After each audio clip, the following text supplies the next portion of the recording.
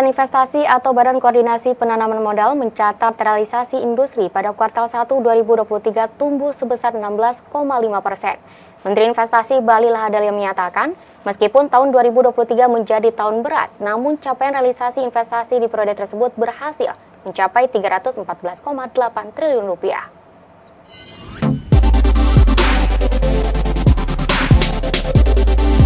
Kementerian Investasi atau Badan Koordinasi Penanaman Modal mencatat realisasi investasi pada triwulan 1 2023 mencapai 328,9 triliun rupiah, yakni tumbuh 16,5% dibandingkan dengan capaian periode yang sama pada tahun sebelumnya, yakni sebesar 282,4 triliun rupiah. Dalam konferensi persnya, Menteri Investasi atau Kepala BKPM Bahlil Lahadalia mengungkapkan, meskipun tahun 2023 menjadi tahun yang berat, namun capaian realisasi investasi di periode tersebut juga tercatat tumbuh 4,5% dibandingkan dengan triwulan sebelumnya sebesar 314,8 triliun rupiah. Sementara itu untuk realisasi penanaman modal dalam negeri tumbuh secara tahunan sebesar 12,4%, mencapai 151,9 triliun rupiah, dengan realisasi penanaman modal asing secara tahunan tumbuh sebesar 20,2%, dan untuk realisasi PMDN tumbuh 12,4% year on year serta 8,8% quarter on quarter.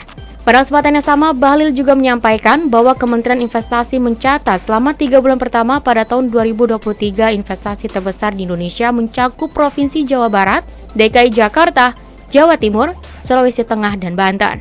Adapun kedepannya investasi Indonesia pada periode selanjutnya akan tetap fokus pada pengembangan hilirisasi yang menjadi instrumen penting negara berkembang menjadi negara maju di dunia. Hilirisasi adalah kunci untuk bagaimana pertumbuhan ekonomi nasional kita bisa menjadi pertumbuhan ekonomi yang berkualitas, menciptakan nilai tambah, upah yang gajinya meningkat, dan pendapatan per kapita kita juga naik, serta mempunyai daya saing yang tinggi. Dan di hampir semua negara di dunia, hilirisasi adalah instrumen untuk dari negara berkembang menjadi negara maju. Jadi itu saya fokus di situ. Sambil yang lainnya juga jalan. Indeks kepercayaan industri atau IKI bulan April 2023 turun 0,49 poin ke 51,38. Meski mengalami penurunan, angka tersebut menunjukkan IKI masih dalam fase ekspansi. Kementerian Perindustrian mencatat posisi Indeks Kepercayaan Industri atau IKI di April 2023 sebesar 51,87 poin. Angka ini menunjukkan Indeks Kepercayaan Industri masih pada ekspansi walau sedikit mengalami penurunan dari capaian Maret 2023. Juru bicara Kemenperin Febri Henry Antoni Arif menjelaskan, ada perlambatan sekitar 0,49% dibandingkan dengan IKI Maret 2023 dengan poin 51,87. Meski ada pelambatan, terlihat jumlah subsektor yang mengalami ekspansi bertambah dari bulan lalu. Tercatat, ada peningkatan jumlah subsektor yang ekspansi sebesar 80,2% pada April 2023. Di antaranya 15 subsektor mengalami ekspansi, sementara subsektor lainnya mengalami kontraksi. Namun 15 subsektor yang mengalami ekspansi ini kontribusinya terhadap produk domestik bruto masih lebih rendah ketimbang 14 subsektor yang tercatat ekspansi di Maret 2023. Tren penurunan IKI terjadi sejak Februari 2023 disebabkan 13 dari 23 subsektor industri pengolahan mengalami penurunan nilai IKI seperti industri makanan, industri bahan kimia dan bahan barang dari bahan kimia, dan industri kendaraan bermotor, trailer, dan semi-trailer. Ya, IKI sedikit menurun, sebabkan juga karena ya tadi ya, selain karena sektor-sektor yang share PDB-nya besar itu ada yang mengalami kontraksi, juga karena ada faktor bulan Ramadan dan libur Lebaran, serta ada kenaikan harga produk jadi manufaktur di tingkat konsumen yang harganya naik. Ini menyebabkan pesanan terhadap produk manufaktur menjadi sedikit tertekan, sehingga IKI subkomponen permintaan itu jadi turun.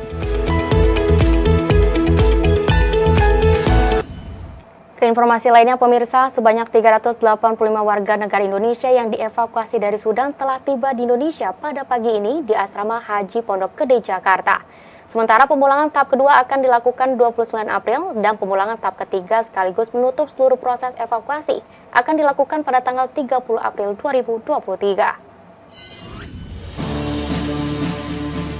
Menteri Luar Negeri Retno Marsudi menyampaikan bahwa sebanyak 385 warga negara Indonesia yang dievakuasi dari Sudan sudah tiba di Indonesia sekitar pukul 5.46 waktu Indonesia Barat. Sebanyak 385 WNI tersebut terdiri dari 248 perempuan, 137 laki-laki, dan diantaranya 43 anak-anak. Menteri Luar Negeri Retno menyebut bahwa evakuasi tersebut adalah tahap pertama evakuasi WNI dari Sudan melalui Jeddah, Arab Saudi. Para WNI yang baru tiba itu akan diinapkan sementara di asrama Pondok Gede agar terlebih dahulu pulih dari proses evakuasi yang panjang dan melelahkan. Menlu juga mengatakan bahwa Kementerian Koordinator Bidang Pembangunan Manusia dan Kebudayaan serta kementerian lembaga lain yang terkait telah menyiapkan layanan mulai dari pemeriksaan kesehatan hingga layanan konseling. Pemulangan ke Indonesia tahap kedua akan dilakukan 29 April, tiba di Indonesia 30 April, dan pemulangan tahap ketiga sekaligus menutup seluruh proses evakuasi akan dilakukan 30 April dengan menggunakan pesawat TNI Angkatan Udara. Menlu Retno pun menyebut bahwa tinggal 111 WNI yang masih berada di kota Port Sudan dan akan diterbangkan ke Jeddah dengan pesawat TNI Angkatan Udara. Evakuasi kali ini dilakukan dengan menggunakan pola evakuasi estafet. Pola evakuasi estafet itu dilakukan untuk merespons situasi lapangan yang sangat dinamis dengan tujuan untuk segera mengeluarkan WNI dari wilayah konflik yang berbahaya. Ucapan terima kasih dan penghargaan juga disampaikan oleh Menlu Retno kepada Panglima TNI, jajaran kementerian, BNPB dan Pemda-Pemda terkait. Kemudian kepada otoritas Sudan, pemerintah Arab Saudi dan perwakilan Republik Indonesia di Khartoum, Riyadh, Jeddah, Kairo, dan Addis Ababa. Evakuasi kita kali ini dilakukan dengan menggunakan pola evakuasi secara estafet.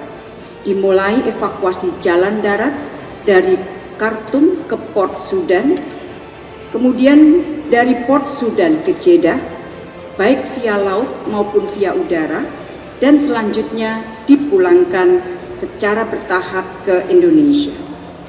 Pola evakuasi ini kita jalankan untuk merespon situasi lapangan yang sangat cair dan dinamis. Alhamdulillah, evakuasi dari Sudan kali ini dapat dilakukan dengan lancar. Dan itu hanya dapat kita lakukan karena kerjasama dengan banyak pihak.